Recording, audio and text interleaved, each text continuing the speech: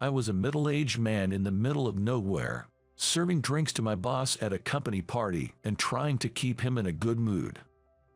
I'm turning 32 this year. As my friends and co-workers get married one by one, there hasn't been a hint of romance in my life. I know, just waiting won't lead to any romantic encounters. But there's someone I can't seem to forget, which is likely why I don't feel compelled to actively seek a partner. Once my boss's lengthy monologue finally concluded, I excused myself to the restroom. I thought I might step outside and get a breath of fresh air, just to space out a bit, and as I was wandering down the hallway of the bar, I bumped into her. The person I would never forget, my high school sweetheart. She has a more mature vibe now, but it was definitely Susan.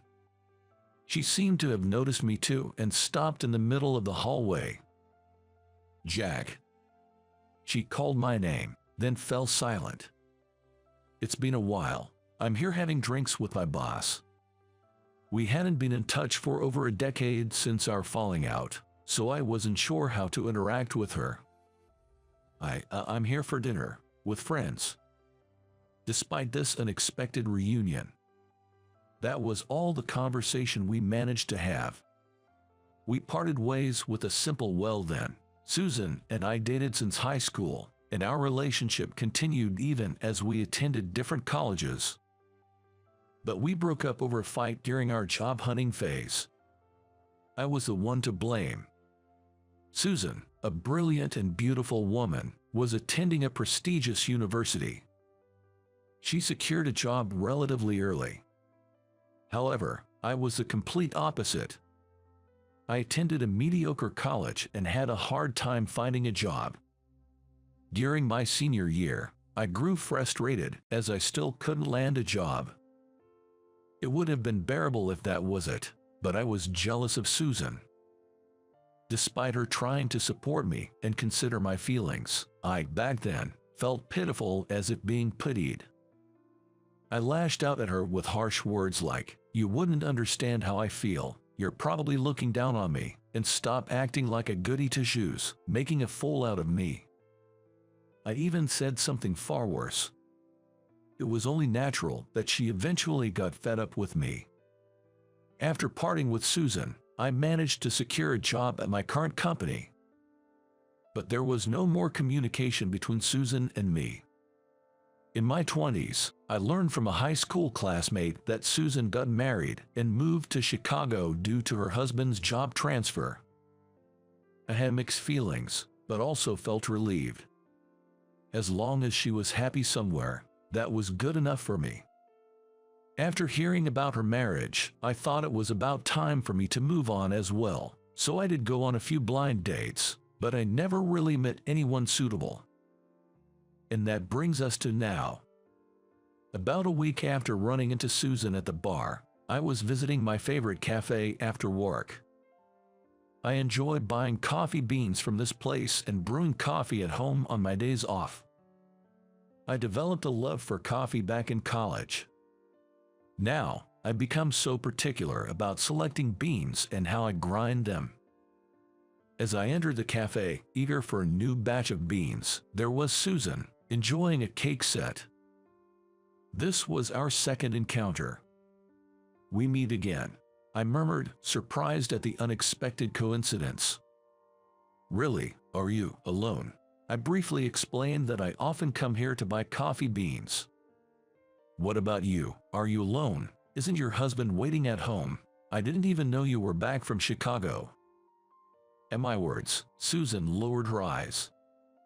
And she opened her mouth, putting on a forced smile. "My husband passed away 4 years ago. I've been living in Chicago since then. I've only recently moved back here." "I see. I'm sorry, that was thoughtless of me. I didn't know her husband had passed away. I thought she was still building a happy home." After that, our conversation didn't continue, and we said "see you," and parted again. Susan, who lost her husband and lives alone in San Francisco. I want to talk to her more, I want to get closer to her, but I don't feel I have the right, because I hurt her with my harsh words at the end of our relationship. About a month later, on a night of a terrible typhoon, I had my third encounter with my widow ex-girlfriend, Susan.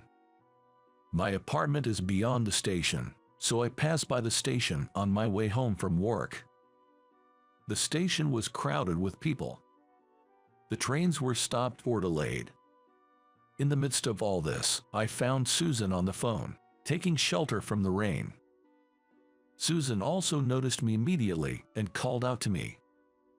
"Amazing, we met again." "Yeah, is the train stopped?" When I asked, Susan nodded with a bitter smile. "It's stopped. I don't know when it'll start moving again, but both the buses and taxis are crowded with people, so it doesn't look like I'll be able to get on. I just tried calling a nearby hotel, but it's no good. It's hard to find a place that's open. Even when it's not a typhoon, this station is busy, so I guess that's inevitable." But when I glanced at Susan, her clothes and hair were wet. Even though it's early spring, the nights are chilly. I handed her a handkerchief. "Use this, you must be cold." "Oh, thank you." I had an umbrella, but the rain and wind were so strong. When I found Susan, the rain and wind had just calmed down, but before that, both the rain and the wind had been terrible, and the sky looked like it was going to start pouring again soon. I couldn't just leave Susan, who had no way to get home or a hotel to stay in. "Do you want to come to my place?" The words naturally slipped out of my mouth, but I immediately regretted them. There's no way she'd want to come to the home of her ex-boyfriend, who she always fought with. That's what I thought, but Susan's response was unexpected. "You're willing to let me stay?" When I looked at Susan, she looked up at me with moist eyes. I felt nervous looking into the eyes of her, who had become more mature. But those eyes seemed to be asking me for help. "Sure, come on." At my words, Susan smiled softly and seemed relieved. And so, Susan came to stay at my apartment. When we got home, I had Susan, who was probably cold from getting wet, took a bath. Seeing Susan with her wet hair after the bath, wearing my clothes as a change of pajamas, made my heart race, but I had no ulterior motive in inviting her, so I tried to hide it. After drying her hair, Susan said, "I'd like some coffee. Could you brew it for me? I've been missing it for a while." There was a bag of coffee beans and a grinder where Susan was looking. I used to make coffee for her frequently when we were in college and dating. "Sure," I replied. I ground the beans carefully, just for Susan. She was watching me so attentively that I asked, "Do you want to try grinding the beans?" At first, Susan nodded, but then she hesitated and said, "Actually, I'll pass." "I want you to do it, Jack. I've missed your coffee," she said. Even if her words were just courtesy, they made me happy. As the coffee was almost ready, I asked her how she wanted it. "Do you want it as a café au lait?" "Yes, you remember that," she said. Susan couldn't drink black coffee. When we were dating, I always made it into café au lait by adding milk for her. I still remembered it well. "Of course, I remember it," I said, offering Susan the freshly made café au lait. Susan took the mug from me with both hands and carefully brought it to her lips. It's delicious. The aroma is soothing. I've missed this. I've missed your café au lait after we broke up. I've been wanting to drink it for over 10 years. I've been holding back for more than 10 years. The phrase "more than 10 years" seemed to have a significant weight. I poured my own coffee too. Like in my college days and even now, I prefer it black. Drinking my own brewed coffee is my daily routine, but today's coffee, which I shared with Susan, tasted even better than usual. After finishing our coffee, we discussed where we were going to sleep. Jokingly, I asked, "I only have one bed. Is it okay if we sleep together?" I wanted Susan, who seemed to feel guilty for staying over, to at least smile. I figured she'd retort with something like, "No, it's not okay, since she's got a vibe like that." But her reply was, "Okay." Stunned, I looked at Susan, who was looking at me with a serious expression. "I've been lonely since my husband passed away," she said. I couldn't help but feel an urge to hug Susan. But I knew this didn't mean she had feelings for me. Susan has been spending lonely nights since her husband's death. Today, perhaps due to the stormy weather, her loneliness had just erupted. I thought if she spent the night in the same room or bed with me, she'd regret it. And not just Susan. I might regret letting the mood carry me away, even though I care about her. So I thought there was only one thing I could do. "Susan, I'm sorry for my inappropriate joke. You can sleep on the bed. I'll sleep on the living room couch. I don't want you to regret anything because of your current feelings," I said. Maybe Susan had anticipated what I was going to say. Susan nodded without arguing or saying anything. "No, you're right. I'm sorry," she said. It seemed Susan agreed, which relieved me. Even though I decided not to get swept away, considering that this might be the last time I saw Susan, I thought I should apologize for something I had wanted to apologize for a long time. "Susan, I'm sorry about when we broke up." "When we broke up? Do you mean the argument we had?" I found myself rethinking whether I could call what happened an argument. From the moment we started dating until we broke up, I never saw a single fault in Susan. When we were in high school, I once asked her why she would even consider dating a guy like me. Back then, just like now, I was a pretty ordinary guy, mediocre at academics and sports. In contrast, Susan was rumored to be adorable, an honor student, popular with teachers, and highly academic. I just couldn't see what balanced out between us. But as it turns out, Susan and I did not meet for the first time in high school. Apparently, we were in the same class in kindergarten, a fact I had forgotten. I'm told I protected Susan back then when she was being bullied. From that point on, I was considered a hero in Susan's eyes. Susan moved away when we were in senior kindergarten, but she told me that she never forgot about me. I had no recollection of doing anything so admirable. I vaguely remember helping a girl back then, but I feel like I was just trying to show off, being a little kindergartner. Susan recounted the story of our kindergarten days several times after we started dating.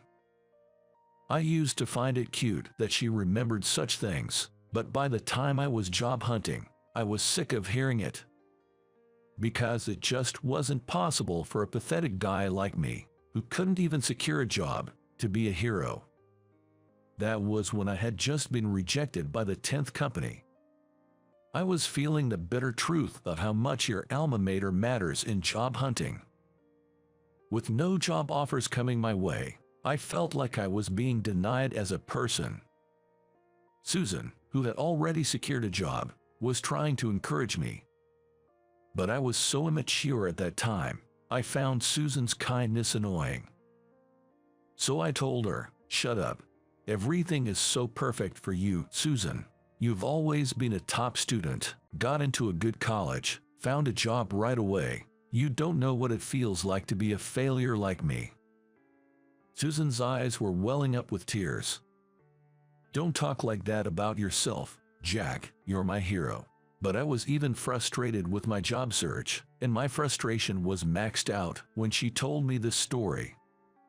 "I'm tired of hearing that story. I don't know it. I can't remember stuff from kindergarten. Stop imposing your ideals on me. I'm not your hero. In fact, I don't want to hear your pointless stories anymore. You're annoying me."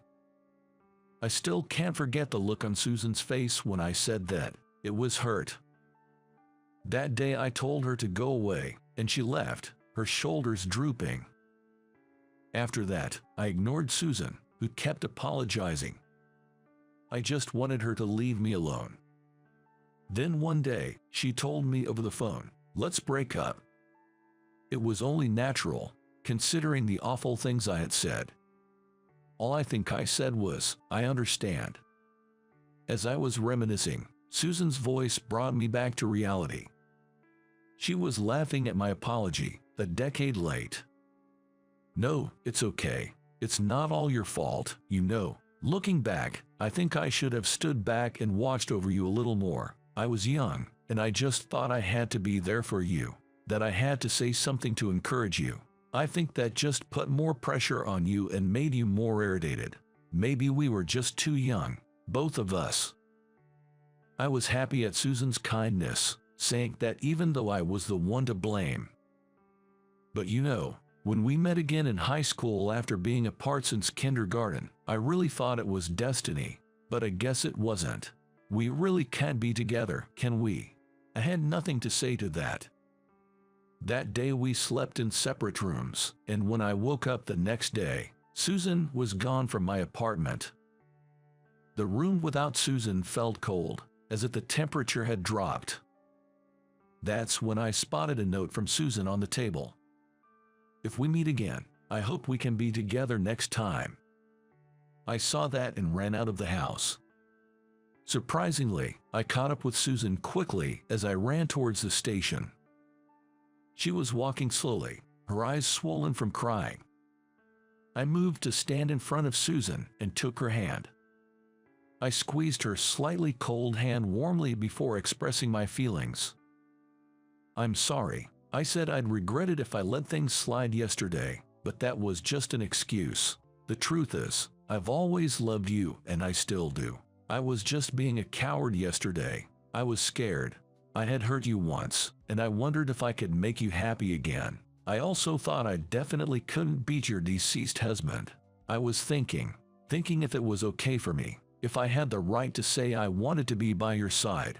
I was scared and couldn't say anything.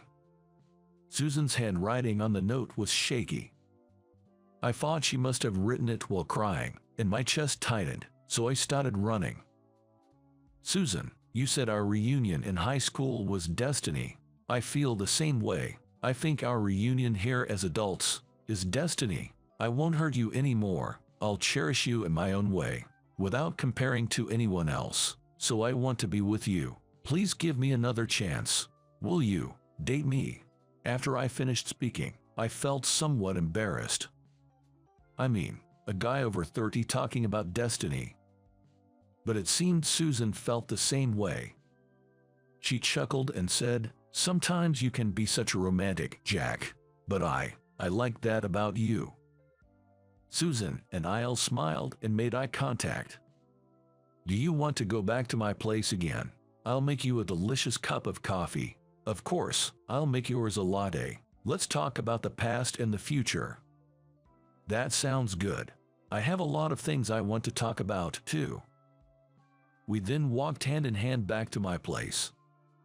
Since then, Susan and I have been dating smoothly, and tomorrow, after about a year, we are getting married. Today we came to visit the grave of Susan's previous husband. This is not the first time I've come to visit his grave with Susan. Before I confessed to Susan, I was pessimistic about whether I could make her happy like her previous husband did. But I realized it's not about comparing. The fact that her husband cherished Susan, I accept that, and I decided to cherish Susan in my own way. That's why I visited the grave that I wanted him to rest easy. I'll protect Susan's smile. When Susan asked what I was thinking about when I was paying respects, I kept it a secret. It's a secret conversation between men that I can't tell Susan. Susan was sulking, saying, I'm curious, but she seemed rather happy. After visiting the grave, we returned to our new home. Our own home to live in together. When I was about to make coffee, Susan said she preferred juice. She usually doesn't say things like that, so I was worried and asked if she was feeling unwell. But seeing me flustered, Susan grinned. Then she placed a hand on her stomach and said, I'll have to pass on the latte for a while. The caffeine might startle this little one. As I realized what her words meant, I couldn't help but yell out in joy. I held Susan in my arms. Our baby is due in 7 months. I can't wait for this new chapter of our lives. So, how did you like our story? Your subscription to our channel greatly motivates us to create more content. Looking forward to seeing you in the next video. 2 years into our marriage, yet I still considered us newlyweds. 2 years since the day we vowed to spend forever together.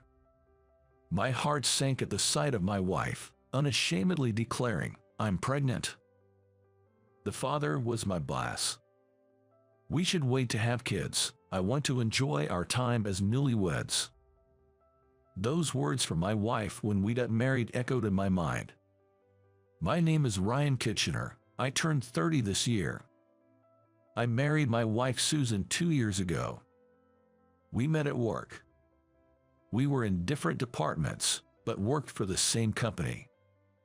Every time we crossed paths in the hallways of our office building or in the elevator, I thought to myself, what a beautiful woman she was.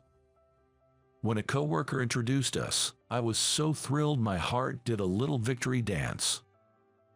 I was always looking for an opportunity to talk to Susan, and I wasn't going to let this chance slip by. I watched every movie and read every book she recommended. My attempts to close the distance between us, slowly but surely, started to bear fruit. Back then, it seemed Susan had a boyfriend. But I didn't ask too much about him. I was indicating that it didn't matter to me. Even now, I'm amazed at my own tenacious efforts. Susan quit her job by her own volition and is now a stay-at-home wife. I'm happy that she's keeping our home safe. Susan goes to cooking and flower arrangement classes, has leisurely lunches with her friends, and lives a comfortable and relaxed life. 2 years into our marriage, around the time when our parents started hinting about wanting to have grandchildren, an unbelievable incident occurred. The busy season of overtime was over, and I was in high spirits leaving work on time. Thinking that Susan must have been feeling lonely due to my busy schedule, I bought her favorite cake on my way home. For the upcoming long weekend, we could go on a mini vacation. I picked up brochures of nearby tourist spots at a travel agency by the train station. I ordered takeout so Susan wouldn't have to worry about making dinner. I'm home. I managed to get off work early today. As I spoke to Susan while taking off my shoes at the front door, she came running from down the hall. She seemed surprised at my early return. As I explained about ordering takeout for dinner, I handed her the cake she loves. But there was something off about Susan. "Susan, is something wrong?" As I handed her my suit jacket and asked, she gave a small nod. There was a solemn look on her face. As I sat down on the living room couch, Susan took a seat in front of me. Then, she said words that I couldn't believe. "I'm pregnant, and I want us to break up." The words hit me like a blunt force to the back of my head. I could never have imagined hearing such words from Susan. Susan and I don't have any kids. She was the one who had convinced me, who wanted a child right after we'd got married, that it was too soon. Respecting her wish to enjoy our newlywed life a little longer, I had promised to wait for her sake. We were careful these past 2 years. So, what's this new life in her belly? I want a divorce. It's for the child. I never wanted to hear the phrase "for the child" from Susan's mouth in such a situation. I thought it would be a phrase we'd use joyfully together as a couple. Susan was looking at me expressionlessly. But it seemed her intention to divorce was firm. "Please sign this. I want a divorce, for the sake of my child." Susan laid out divorce papers with her signature already on them before me. The witnesses section was signed by Susan's parents. She had already consulted her parents. I want to know who the father is. But I couldn't afford to lose my cool here. I have my pride, too. So, you're serious? In response to my question, Susan gave a firm nod. After that, I only remembered concentrating hard not to let the pen shake in my hand.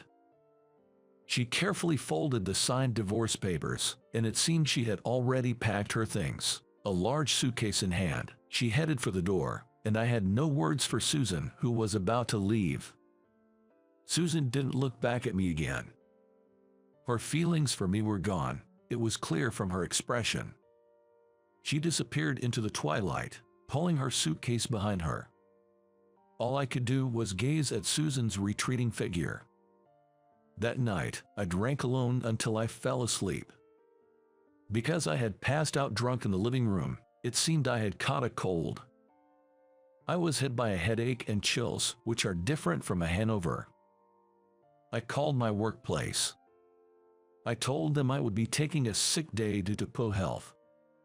Reflecting on last night, I wondered if it was all a dream. But there were the liquor bottle and that pen on the living room table. It wasn't a dream. Susan really did betray me and left. When reality hit again, my chest throbbed with pain. And I realized the saying, the cuter they are, the harder they fall, is really true. I can't believe how much I hate Susan, who I loved so much. I have to find the other man. I spent a day rummaging through the belongings Susan left behind with that thought in mind. The ring and bracelet I gave her when we were dating were still in the jewelry case. I found the wedding ring in the trash can. What was Susan thinking when she threw the ring into the trash can? Just imagining that made me feel dizzy. I spent all day looking for clues about the other man, but in the end, I only succeeded in raising my fever. Despite all this, I kept rummaging through her belongings incessantly, feeling as if I'd fall apart if I didn't stay busy. But because I was in such a state, my health didn't fully recover in a day.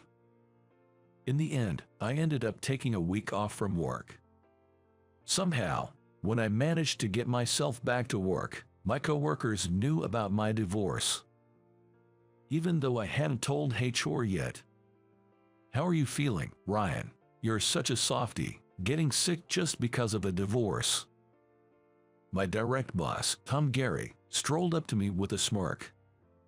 Gary was always the type to nitpick and make life difficult for me.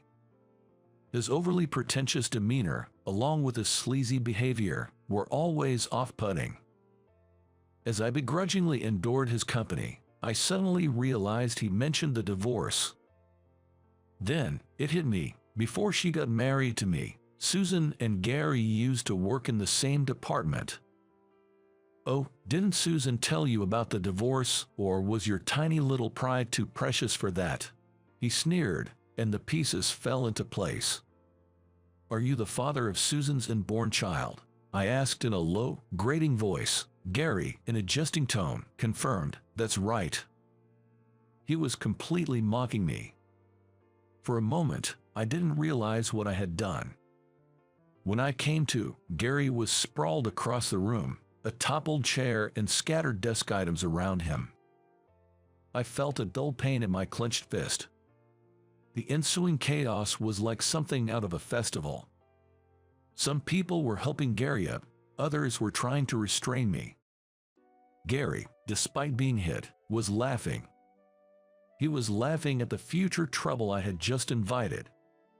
He had baited me into it. Gary is the grandson of the founder of our company. I had just punched a future company executive.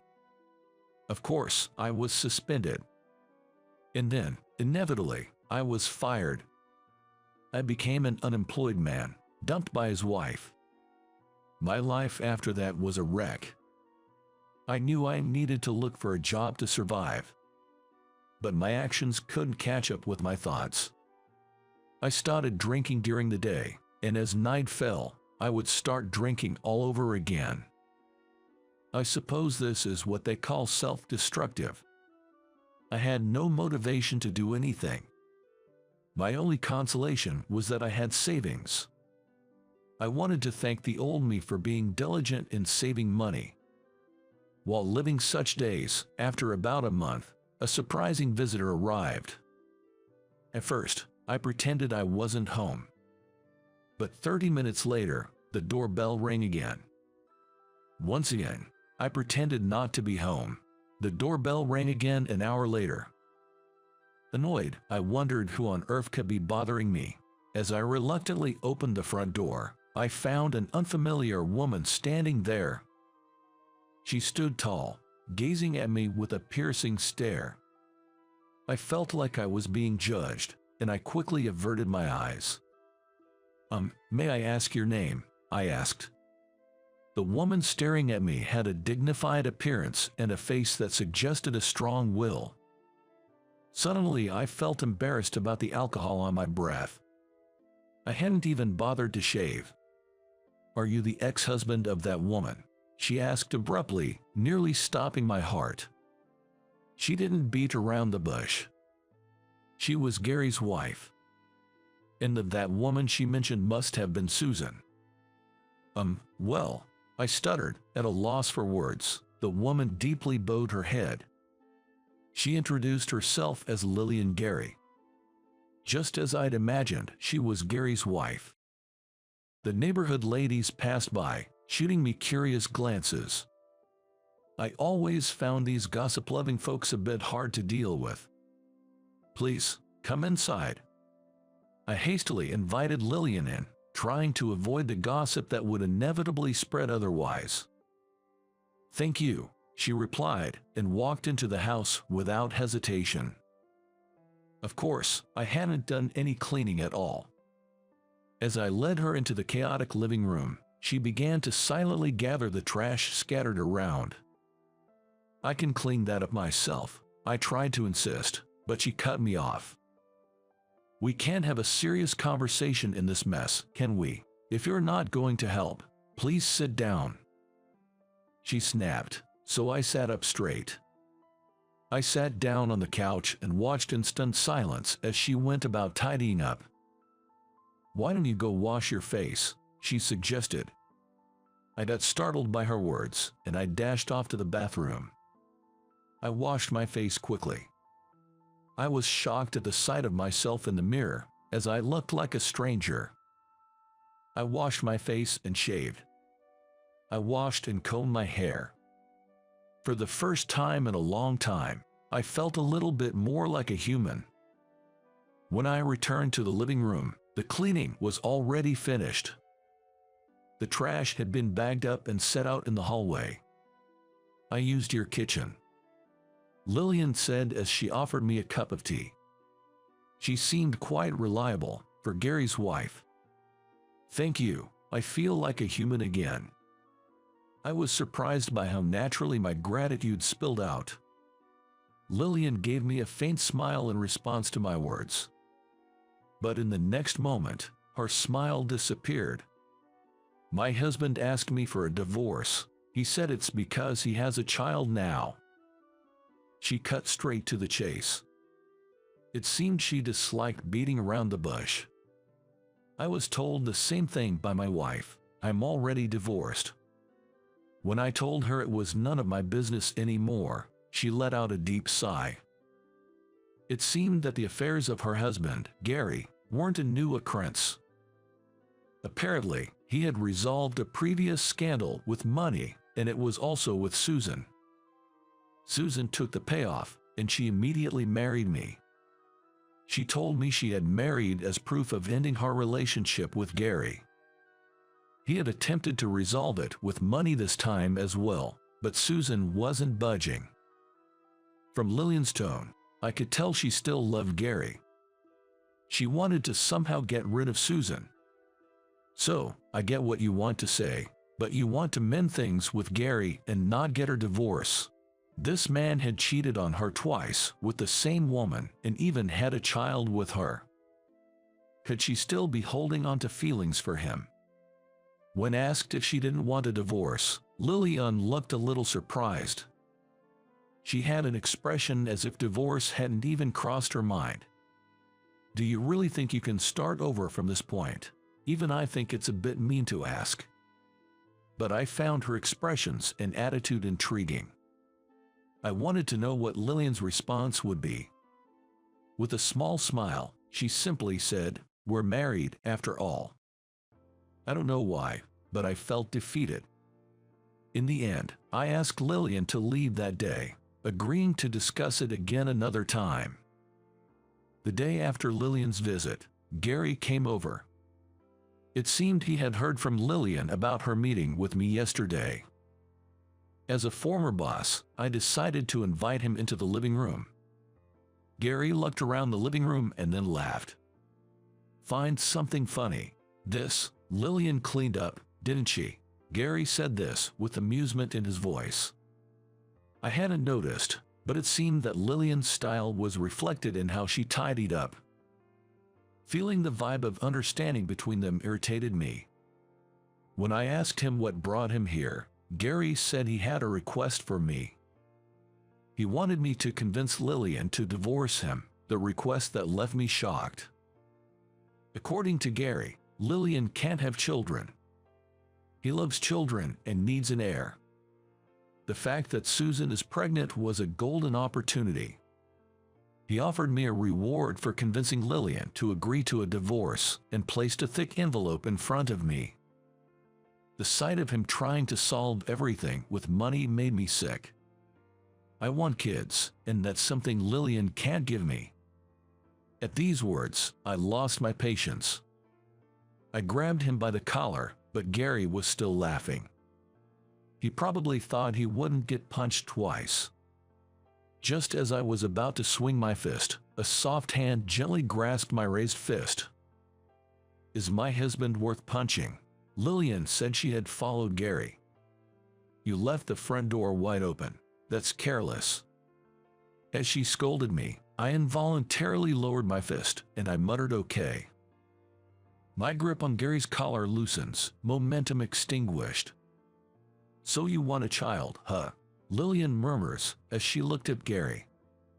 As he nods, she pulls out some documents from her bag. They were divorce papers. "Are you satisfied now?" Lillian smiled as she offered the papers to Gary. Her smile was stunningly beautiful, almost eerie.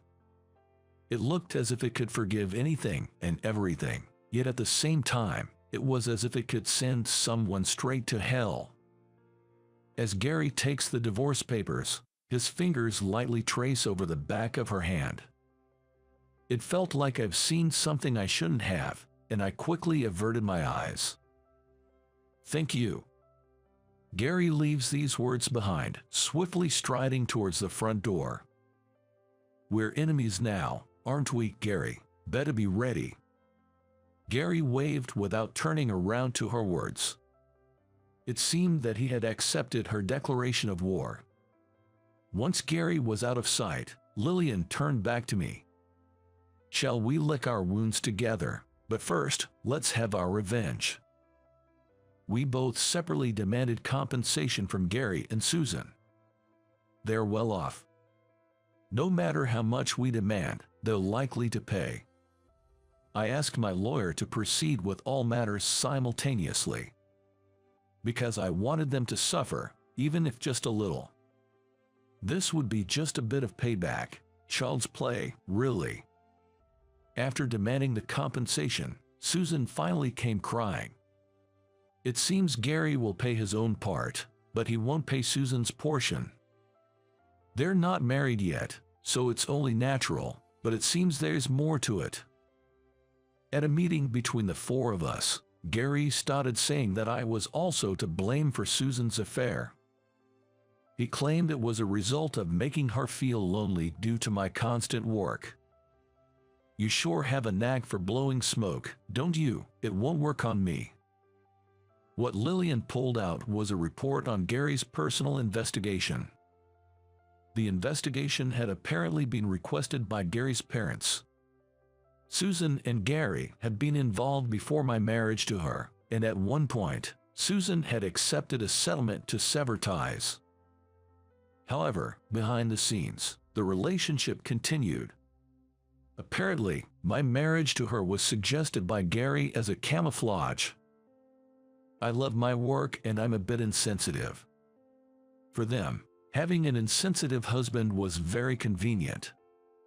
Moreover, since I was working with Gary, they could always keep an eye on me.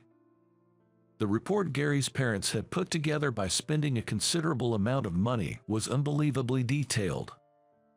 Lillian reads through the contents in a steady voice.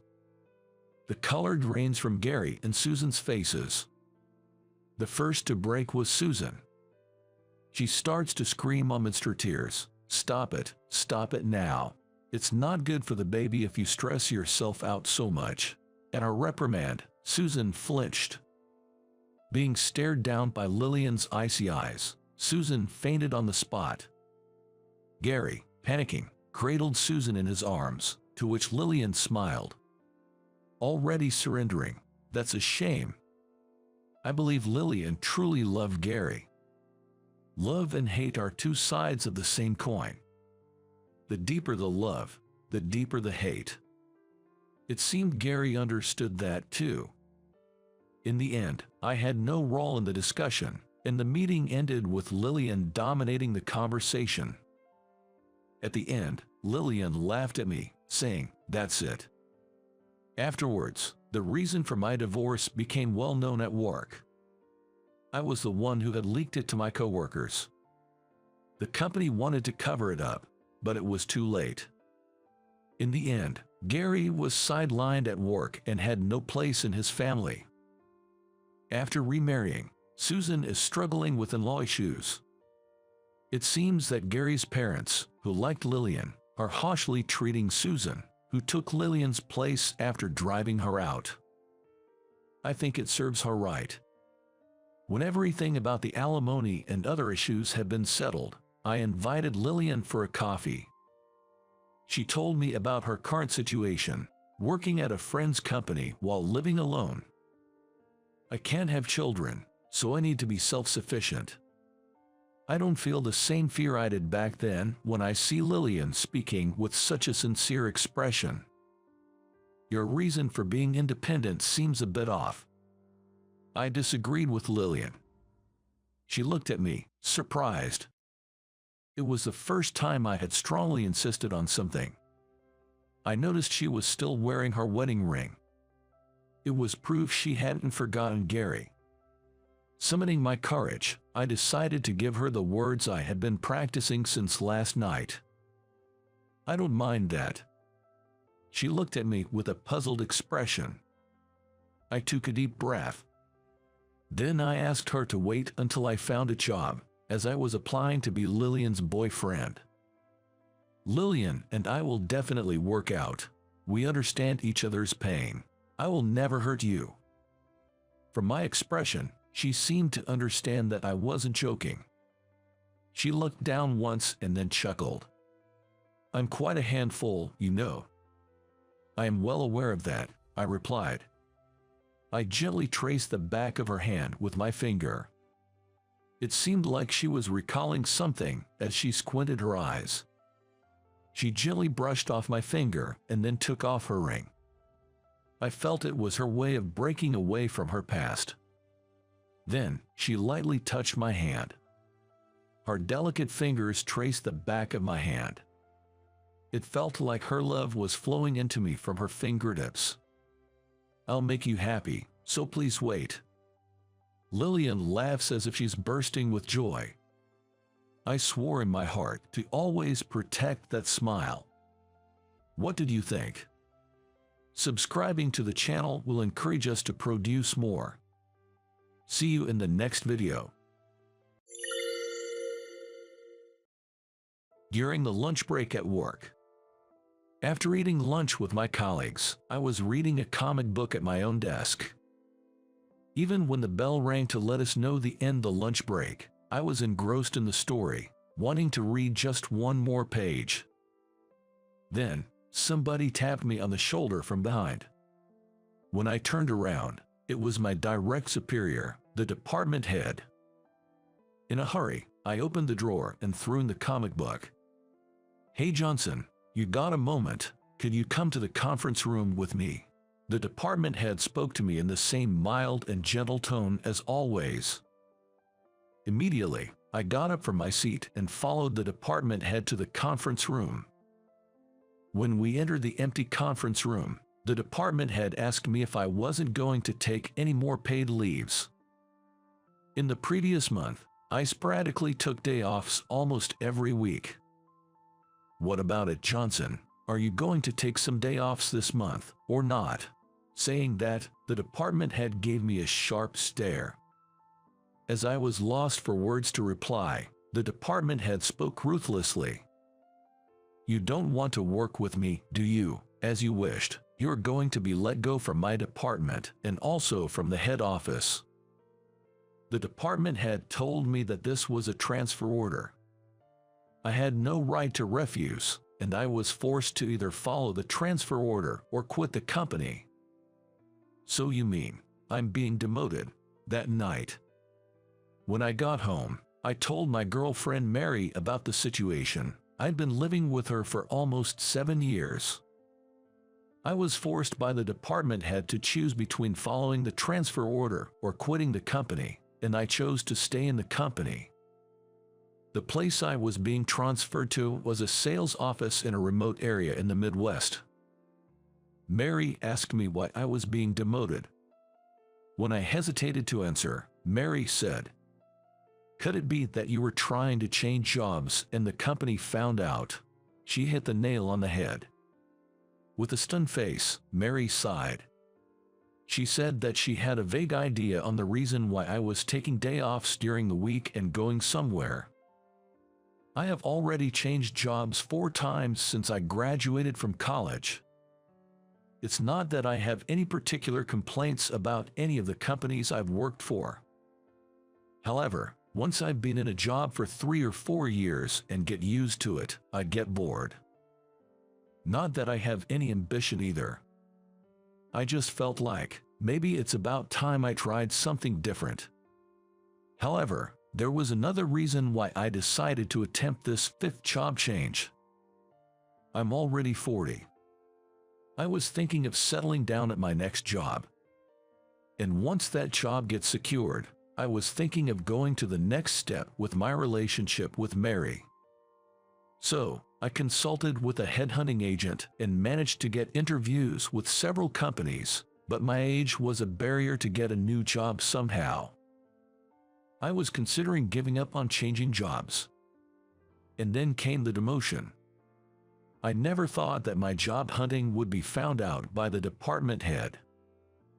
I can understand why your boss got pissed off. His trusted subordinate was secretly trying to change jobs behind his back. I had nothing to say to Mary's words.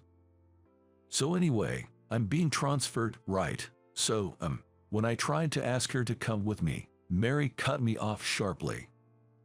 I have my life here, building my career.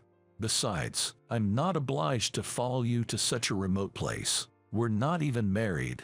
After that, Mary and I got into a heated argument. Being at a disadvantage, I pouted like a spoiled child and took a nap on the living room couch. Then, I began to reflect on my relationship with Mary since I met her. I first met Mary at a friend's wedding reception. She wasn't exceptionally pretty, but there was something welcoming about her face that drew me to her. She asked me about my job. I told her I had switched jobs twice and proudly said, "Staying at one company for too long is outdated." She nodded approvingly and said, "Johnson, you're very career-oriented, aren't you?" She was the one who suggested exchanging numbers. She was also the one who planned our dates for the most part. We became a couple within 6 months. And soon after, we started living together.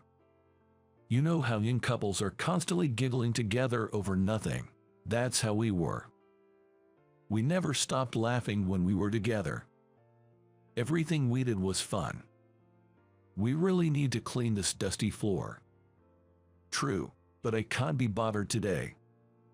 We laughed our heads off, simply at the thought of skipping cleaning of our apartment over the weekend. Fast forward to about 4 years from those happy days. When I started looking for another job, Mary, upon finding out, questioned my decision. Things at work were going smoothly, and I was well compensated. I didn't have any issues with my coworkers either. Despite all this, she asked me why I was considering changing jobs. Well, because there's a company out there, you know. I jokingly replied, but she didn't laugh. It was clear that she started to doubt my true nature. She realized that my attitude towards work was not about career progression, but simply about being fickle. From then on, her look at me changed. Not just about work, but also about our relationship. Despite living together for so long, I never brought up the topic of marriage, and this seemed to trigger distrust in her. Fast forward another 3 years. We stopped laughing together and stopped doing things together. We felt there was no reason to live together anymore, but we also didn't have a reason to break up either. Amid this uneventful life, I suddenly received the notice of my transfer. I don't expect her to follow me to such a remote place. We're not even married. The idea of resettling the job and the relationship with Mary upon turning 40 was just my own selfish, wishful thinking. The new place of assignment was in rural Montana, way out in the sticks. The office was a rickety old single-story building that seemed to be decades old. 5 male employees of different ages and a 40-year-old woman named Susan, who was the director, worked there.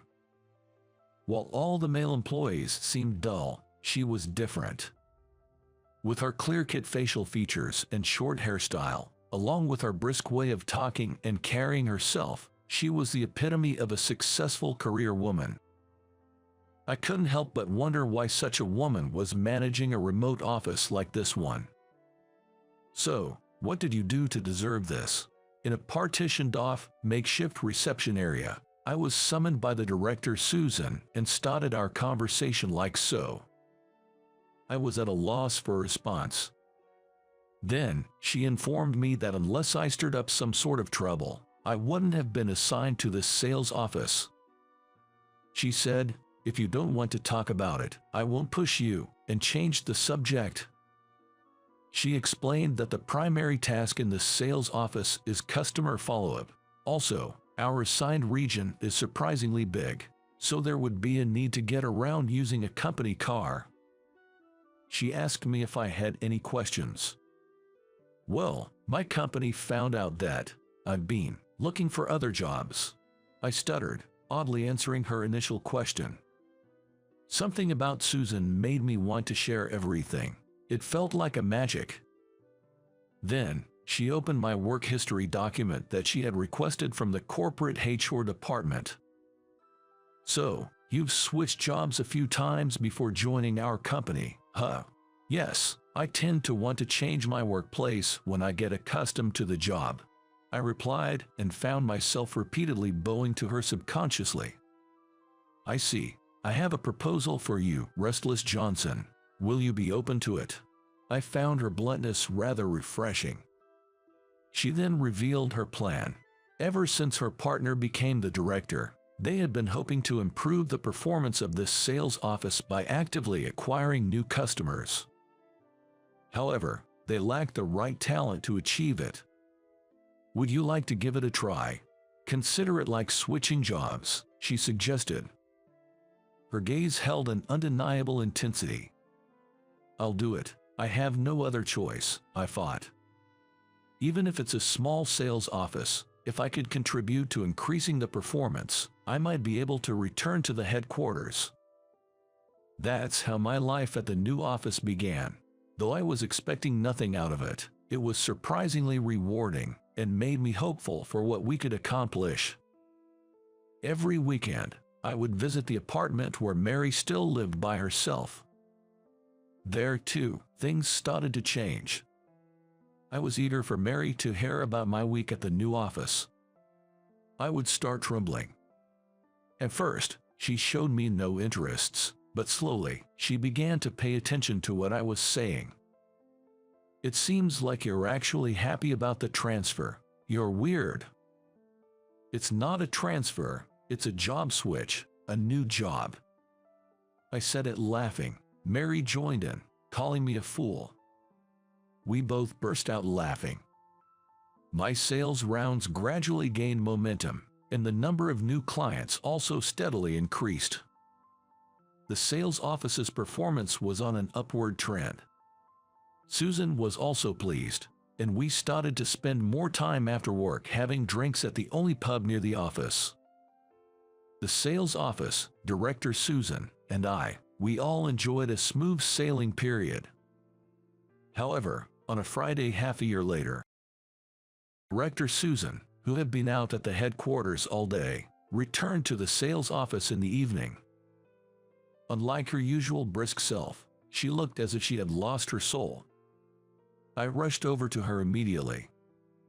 "It's all over, everything," Susan muttered to me, then straightened her back and announced the news to everyone. The sales office would be closed at the end of the next fiscal year. She asked everyone to start considering their next moves as soon as they received their dismissal notices, as there would be nothing she could do about personnel matters at that point. As she slumped into her chair, she looked at me. "They're banning new sales activity too. If we keep adding customers, it's gonna be a hassle later on." Susan had said just that before she buried her face in her hands and slumped over the desk. The closure of our branch and the order to halt all new businesses were a shock to me also. What am I supposed to do from now on? I really wanted to hop on a train and talk about the situation with Mary immediately. However, as I was getting ready to leave, Susan talked to me. "Johnson, would you join me for a drink tonight?" Seeing the look on her face, I decided to postpone going home to Mary until the next morning and join the director for the night. No, I actually wanted to join her. Because Susan and I had been after the same goal together for over half a year since my demotion. In a literal sense, we were comrades in arms. She and I had quite a few drinks at our usual and only pub. "All the hard work you've put in. We managed to boost our performance, and yet they're pulling out, shutting down our branch," she grumbled, drinking heavily until she could hardly stand. What happened next? The following morning, as I started to tell the story, Mary leaned in, eager to hear more. I told her about escorting a thoroughly intoxicated Susan to her partner's house, which was about a 10-minute walk from the pub. There was a light on in Susan's house. I hadn't asked anything about her personal life until then, so I didn't even know if she was single or married. "So, she's living with her family." I more or less carried Susan to the front door and rang the doorbell. A woman's voice from inside the house answered yes, and the front door opened. "Susan, get a hold of yourself." The woman took hold of the drunk Susan, chiding her. Susan kept repeating, "It's frustrating, so frustrating," under her breath. "Who's that woman?" Mary asked, looking puzzled. "Susan's partner," I replied. "Partner?" I nodded slowly and went on to describe the conversation afterwards between Susan and the woman. Susan clung to the woman in a childish and clingy manner that she'd never displayed at work. The woman gave me a wry smile, saying, "Here we go again," before she took Susan inside, then came back to where I was standing at the entrance. "Johnson, isn't it? Susan is always in your debt," she thanked me sincerely. Susan was sent to that branch because the company took issue with her living with someone who wasn't a spouse or recognized family member, I told Mary. Ever since, Susan had been living in a house they rented themselves, without receiving rent allowances from the company. Monday of the following week. As soon as I arrived at the office, Susan called me over to the reception area. The first thing she did was to apologize for her behavior on Friday, saying she had gotten so drunk she can't remember anything. I must have caused you trouble by having you take me home. And about what's going to happen from now on, Susan began, lowering her voice. She had decided to resign voluntarily, without waiting for the company's formal notice. When she was reassigned to this sales office, she was headhunted by a client company, she said. At that time, she decided to stay with the company that had demoted her without any wrongdoing, hoping to give them a taste of their own medicine. She wasn't sure if that client would still hire her, but she had several other prospects, so she was planning to look for a job after leaving. You know, my roommate suggested it might be better that way. And the roommate, Susan's partner, kindly suggested that Susan should lend a hand in my search for a new job if necessary. In other words, as long as I'm the director, I should be able to pull some strings. So why not use your paid vacation or whatever to help look for a new job? What do you think? Director Susan's words made me realize something. Since I was reassigned, I had sealed off the idea of changing jobs. That's why, no matter what order was handed down, I had decided to stay with this company. But the passive attitude would not do any good at this point. Now is the time to change jobs. But I was worried about what Mary would say if she found out I was changing jobs. That was my only concern. I contacted the headhunting agent again and started to look for a job. Thanks to Susan, the process of scheduling job interviews went smoothly.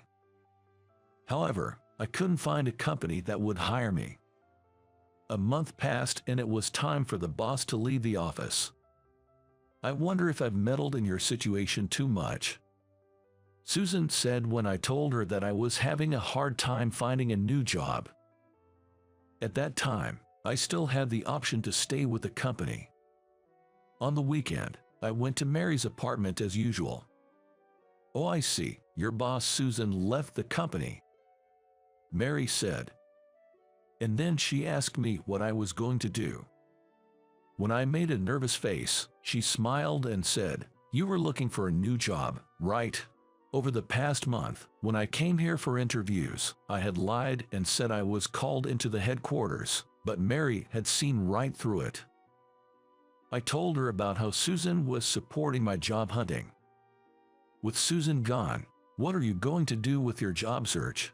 To be honest, I'm not sure, I replied. I haven't found any prospective options, so I might end up sticking with my current company until retirement. You mentioned it before, right?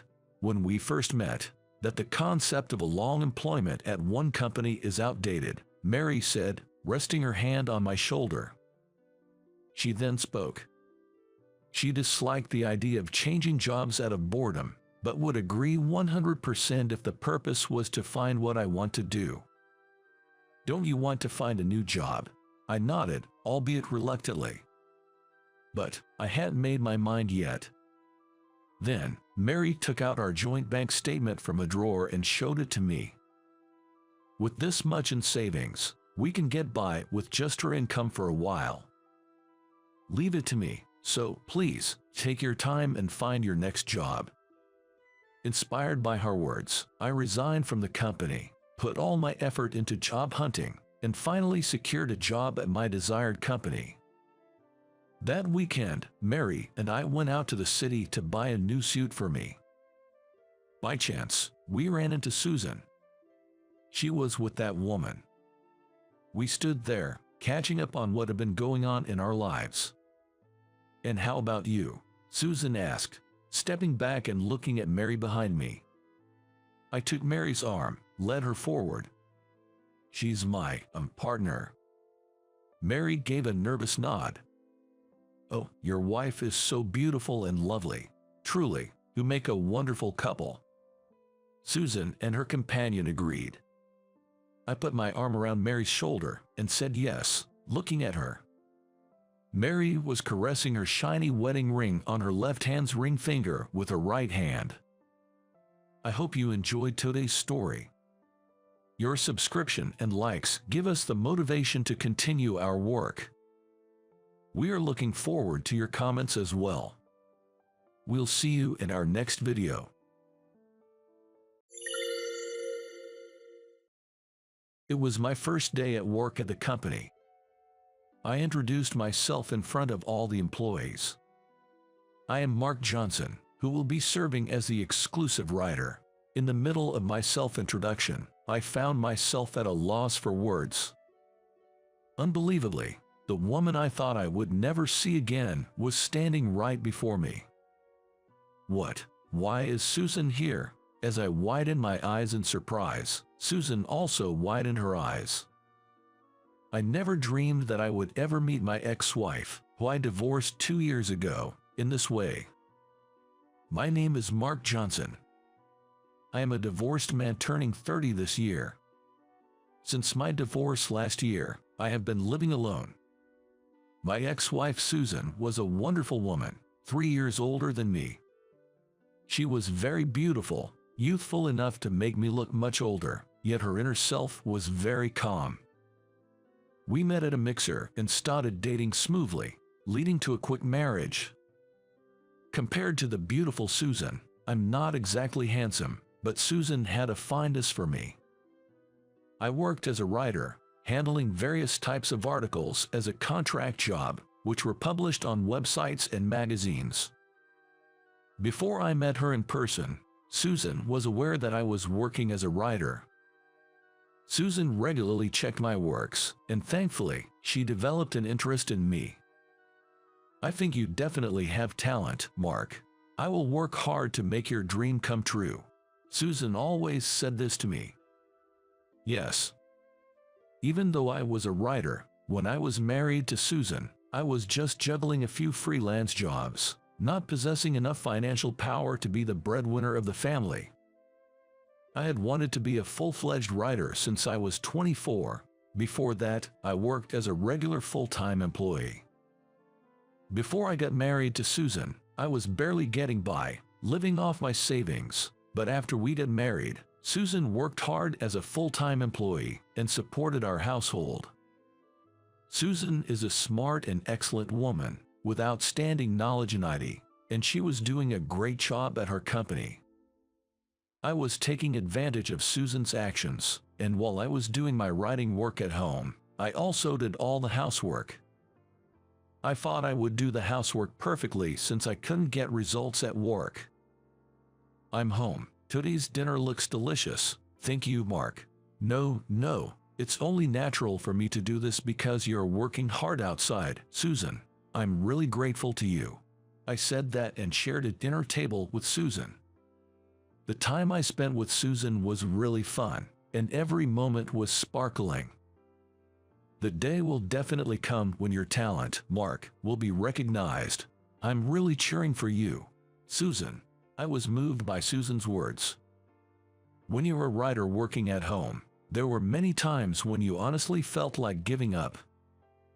This job requires you to be perfect in solitude, and no one is by your side to tell you the correct answer. Back then, I was unable to get enough work and was losing confidence. But because Susan was there, I managed to keep myself from breaking down. Susan, thank you. I can be positive because you are here. I'll keep working hard as a writer. I will always support you, Mark. We continued our married life in this way, always respecting each other. I really loved Susan, and I wanted to be with her forever. But my feelings were overturned by a certain incident. One day, while I was out shopping for dinner, I bumped into an old acquaintance.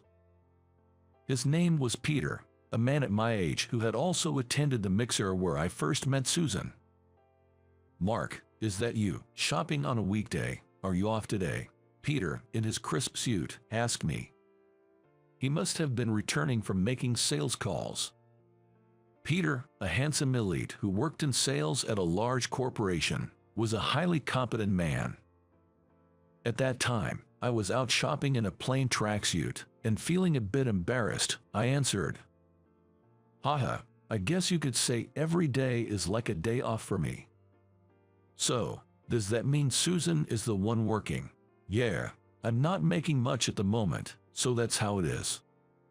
How pathetic. I didn't immediately understand what Peter meant. He let out a heavy sigh, looked at me with a disappointed face, and continued. I fell in love with Susan at that mixer. She was someone I admired. But Susan didn't even glance at me. She chose you. If you had something attractive about yourself, I could have accepted it, but now, I'm disappointed. I was shocked by Peter's words. I had never imagined that he had feelings for Susan. Moreover, I never thought that such a mild-mannered and gentlemanly guy would berate me like this. Despite being deeply shaken, I managed to muster a forced smile and responded. Although, I might not have smiled properly due to my inner turmoil. Yeah, Susan is really a wife too good for me. If you understand that, why don't you step back? Peter gave me a cold look. It was a look of contempt from a fellow man. Susan is really pitiful. I bet she'd get sympathy from her colleagues because her husband is like you. Susan is such a beautiful and wonderful woman. I still believe I could have made her happier than you, Mark. If you wish for her happiness, I recommend that you realize your place, even now. With that, Peter briskly walked away, leaving me standing there, feeling as though I had been struck on the head with a blunt object. I don't remember how I got home. But even after getting home, Peter's words kept flashing back in my mind, filling me with an unbearable feeling. It forced me to confront the inadequacy and inferiority I had vaguely felt as a husband. I have been married to Susan for 2 years, but as a writer, I haven't made any progress. My days are still filled with small jobs, and despite submitting my work to various companies hoping for a formal contract, but I'm getting no responses. I keep saying, I'll get results one day, but in reality, nothing changes. It's one thing to chase after a dream that might not come true by myself, but is it right to drag Susan along? Susan herself supports me and trusts me. But can I take responsibility if I fail to meet her expectations? Before I knew it, I was filled with self-pity, and tears welled up in my eyes. I'm home. Wait, Mark, what's going on? Susan, surprised by my unusual mood, rushed to my side. Susan is always so kind to me, and does so much for me. Despite this, I can't do anything for her. In that moment, I painfully realized this truth. Susan, let's get a divorce. The moment I said that, Susan looked at me with a startled expression. Oh, Mark, what happened? I'm no good. I can't make Susan happy. Susan seemed like she wanted to say something, but instead she just nodded gently and said, I understand. Maybe she could tell from the tears I shed. And so, in our 2nd year of marriage, we put a period to our life together. It was a divorce we both agreed to, so the proceedings went smoothly. Even at our last goodbye, Susan smiled and cheered me on. She looked so refreshed, and I knew then that this separation was the right thing. Susan is a serious person, and she must have felt obliged to support me, but at the same time, she must have felt burdened. Mark, promise me this at least. I'll be waiting for you to succeed as a writer. Even at this parting, Susan was kind. Feeling her considerateness, I let out a small stream of tears as I said goodbye. Yeah, I'll keep on writing.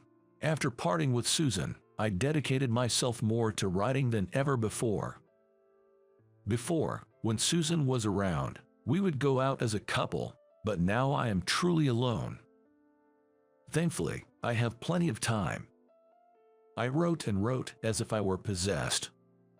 Sometimes when I felt like giving up, I would think alternately of Peter and Susan. I wanted to become a man who could make Peter, who looked down on me, look up to me, and I was determined to fulfill my promise to Susan.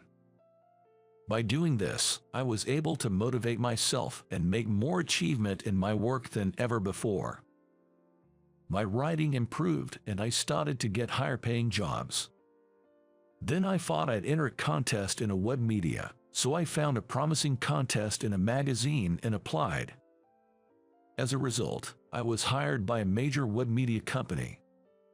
I was going to be employed as a full-time writer, so I could expect a stable life, promotions, and raises from now on. Most importantly, I was told that I might be able to take on assignments from publishing companies, and I might even be asked to travel overseas for cover stories. I wanted to write various articles and send them out to the world. It was a moment when my dream came true. I did it. I shouted with joy in my empty room. I wish I could have shared this moment with Susan. It will soon be 2 years since I divorced her. I'm still alone, but I'm sure she, the charming woman, has already been blessed with a new good encounter. For me, that's the greatest joy. There are plenty of men who are more suitable for Susan than me, a cowardly man.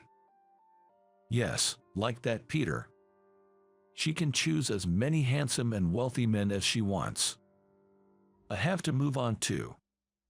With that thought, I said goodbye to Susan again in my heart, but later I was to be hit by an unexpected situation. A few days later, I went directly to the major web media company that had hired me. Normally, since I'm a writer, I can work remotely, but from now on, I need to have meetings with the editor in charge at the office. So, first of all, I had to greet all the employees. And after the greeting and the tour of the company, a welcome party for me was held. I was truly grateful for such a warm welcome. After a long while, I put on a suit and, nervously, I set foot into the company. I'm nervous. The company exuded a modern feel, its marble floors sparkling and shining. I was immediately overwhelmed by the stylish and contemporary office. "All right, Mr. Johnson, this way." Led by the young president in his 40s, I stepped into the PC room where everyone was waiting. I am Mark Johnson, who has been appointed as an exclusive writer for this company. In the midst of introducing myself, I was left speechless. Unbelievably, the woman I thought I would never see again was standing in front of me. "What? Why is Susan here?" As I expressed my surprise and widened my eyes, Susan was also taken aback. I never dreamed of meeting my ex-wife, whom I had divorced 2 years ago, in such a circumstance. But I couldn't stand there silently any longer in front of everyone. Though I still have much to learn, I look forward to working with all of you. I finished my faltering greeting and bowed deeply. Even while everyone was giving a warm applause, my mind was filled with thoughts of Susan. Why was she working at this company? The president later gave a detailed explanation about the company's facilities and system, but I regretfully was somewhat preoccupied. The encounter earlier was too shocking. In the evening, a welcome party for me was held, and we went to a restaurant with 30 company members. During the party, I asked the president about Susan. The president, who was in a good mood from drinking, talked eloquently about Susan. Yes, we had hunted Susan because she was so competent and made her an executive of our company. Becoming an executive all of a sudden, that's impressive. Susan was working in web marketing at her previous company, and attracting customers on the web is her forte. Also, she had excellent grades in the Department of Humanities at a national university, so of course she has excellent writing skills and talent as an editor. In fact, she's really standing out in our company. I'm really glad we hired her. Just as the president said, Susan had excellent grades at the Department of Humanities at a national university. She had told me herself that when she was job hunting, she struggled to decide whether to work at a publishing company or an IT company. But in this company, she can showcase both of her skills, which is perfect for her. As I was thinking this, Susan came over to me. I was relieved because I was worried she might avoid me. "Mark, it's been a long time." I was surprised. "I never expected to meet you again like this." "Me neither." Seeing Susan up close after a long time, I was unexpectedly nervous. Even after 2 years apart, she was still as charming as ever. To be able to talk so naturally again. I never even dreamed of this. But really, congratulations. Our web media gets a lot of various work frequently. I'm very honored to be able to work with you, Mark. I look forward to working with you in the future. Same here, I look forward to it. And so we began our relationship as a good business partner. The company's culture suited me, and I was able to concentrate on writing in a comfortable and enjoyable environment. I visited the office regularly for work meetings and actively communicated with Susan. She was such a competent woman and gave me precise instructions. Mark, last month's article was a hit in terms of traffic. There was a lot of feedback from people wanting to read more, so I'm thinking of turning it into a series. That's great news. Is there anything I should pay attention to? In this way, we meticulously discussed our work. Every time we compared our ideas, the results visibly improved, and being evaluated directly like this also motivated me. Honestly, I never dreamed that a day would come when I could interact with Susan in this way. I used to respect Susan, but I was always riddled with complexes. Even though Susan was cheering me on, I continued to feel pathetic in my constant anxiety and feelings of inferiority. But now it's different. I have confidence in myself now, and I no longer feel inferior as I used to. Susan herself must feel this change in the air, and I can say with certainty that our relationship feels better than before. Although we have been apart for 2 years, it seems that what we cultivated during that time was not in vain. I think I still love Susan. Half a year since I met with Susan again. I could feel my affection for Susan growing day by day. But I was the one who brought up the divorce, and there's no way Susan feels the same about me. Even from the perspective of her ex-husband, Susan is now sparkled. Susan, who was successful at work, was very attractive and radiant, a figure of admiration among the male employees. The kindness Susan shows me might just be for work, and in reality, I'm probably just a thing of the past. While my feelings for Susan grew stronger, I was trying to convince myself to give up, but an incident awaited us that would greatly shake our relationship. Here's to the growth of our company. Cheers! At the president's toast, all the employees raised their glasses and started toasting each other. Today was the regularly scheduled company-wide drinking party. Coincidentally, Susan was sitting next to me today, which made my heart beat fast.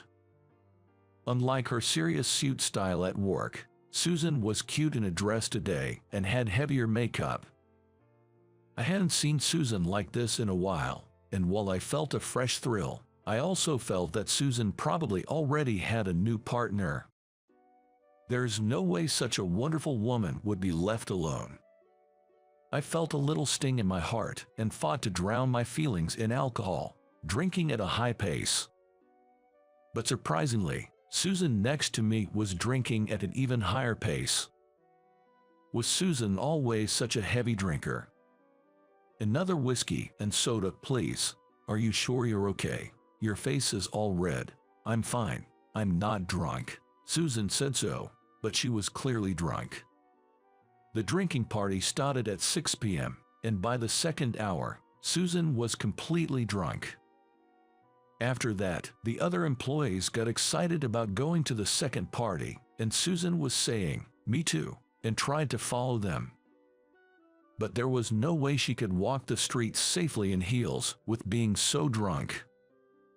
Seeing her like this, I decided to take her home. Fortunately, the other members were too excited about the second party to tease us. I planned to go home as soon as I sent Susan safely to her house. But suddenly Susan started feeling unwell and turned pale, shivering. It appears that the drawbacks of drinking alcohol at a high pace have now caught up to her. From this bar to Susan's house it takes about an hour, but if we head to my apartment, it's only about a 15-minute ride. I immediately hailed a cab and headed straight to my apartment. It's unusual for Susan to end up like this. Thinking this, I was taking care of her in the cab. Susan, who's usually calm and composed, was completely drunk and out of her senses. Upon arriving at my apartment, I put Susan to bed. Susan was already fast asleep, and I kept watch over her the entire time. I never thought I'd see the day Susan would come back here. Naturally, all the days I spent with her began to resurface one after another in my mind. While cherishing those memories, I also felt a sort of melancholy. When she wakes up, she'll be leaving here promptly. We were supposed to be over, yet that fact felt unbearably sad to me. As I was indulging in these indescribable feelings, she quietly woke up. Looking at the clock, nearly 3 hours had passed since Susan came to my place. She had been lying quietly for a while, and it seemed like the alcohol had somewhat worn off. Susan was looking around the room wide-eyed. Why am I here? I brought you here because you were drunk and intoxicated, Susan. I wanted to take you home, but you didn't seem well. I'm sorry, that was irresponsible of me. No, it's all right, but you should avoid drinking like that. It's especially dangerous for a woman. Here, have some water. Just as I was about to hand Susan a bottle of water, she clung to me. I was momentarily frozen, unable to comprehend what was happening. At that moment, Susan was quietly shedding big, round tears. When you were sitting next to me, I was so nervous. I drank that much to hide my nervousness, but you're really kind. Susan. Hearing Susan's words, I was stunned. I didn't expect Susan to be conscious of me in that way. I like you, Mark. I realized that after rereading your articles, the one on nursing I read before I met you to Susan's story reminded me of her father, who passed away after we'd married. Susan's father was diagnosed with Alzheimer's disease at a young age. Until he was admitted to a nursing home, Susan and her mill had been taking care of him at home. From my early 20s until I was 30, I was caught between work and caregiving. Honestly, I was exhausted. I despaired at my seemingly endless life, and I even began to resent my father. I hated myself for feeling that way about my father, whom I loved so much. Back then, Susan had apparently been weeping day in and day out. I couldn't possibly blame her when I heard that story back then. It's not easy for a young woman to give up romance and private life to focus on caregiving. Susan started reminiscing about those times. When I was feeling down about my father, I came across your writing, Mark, and it saved me. Not just the nursing articles, but your other articles were also truly wonderful. That's why I was really happy to meet you at the mixer. Saying that, Susan looked up at me with tear-filled eyes. The intensity of her expression echoed deeply within my heart. I was despairing of life, but just by glancing over the words that you, Mark, put together, I felt my will to live bubbling back up. There are such wonderful things in this world. Even when I was swamped with caregiving and couldn't go out, if I opened my laptop, I could encounter the world you had painted. You can't imagine how much that saved me. I was deeply touched to hear that Susan had been so moved by my articles. Thank you, but I feel like I've only caused trouble for you. No, that's not true. My happiness lies in seeing your dreams come true, Mark. There are definitely people out there who will be saved by your writing, just like me. I parted ways with you with a smile that day, but in reality, I was crying inside. If my presence added to your pressure, I'm really sorry. That's not true, because you were there, Susan. I could keep writing. Saying that, I held Susan tightly. We may have misunderstood and passed each other by, but we can start over from here. As we spent the night together, we felt more connected than ever before. This was the first time either of us had experienced such unity of feelings. Thus, we reaffirmed our love for each other and decided to restart our relationship. Ideally, I wanted to remarry immediately, but a new challenge presented itself to us. Wait, I will be in charge of an interview articles overseas. The president's words left me shocked, and as I froze, he continued to speak as if to say, "Aren't you thrilled? Yes, a major publisher wants you on their team. They'll cover all costs, and it'll surely boost your career. You get to travel to various countries for a year, gaining plenty of experience. Isn't it a dream job?" While it was an attractive offer, it meant being away from Susan for a year. I was conflicted about whether to go or not, but Susan welcomed the offer with a smile. "That's amazing. It's a valuable experience to travel around the world. I'd love to read about the world as seen through Mark's eyes." Susan's words took me by surprise. At the same time, I felt foolish for having worried so much. That's right. Distance and time are no issue. Even if there are periods when we can't see each other, as long as there's love and writing, we can overcome anything. Yeah, you're right. I'll become a bigger man in preparation for our marriage, Susan. And so, I accepted the offer and set off on a one-year research trip. Susan was there at the airport to see me off, a glittering engagement ring on her right hand. When I returned, I intended to present her with a large wedding ring for her left hand. "Take care." "Yeah, I'll do my best."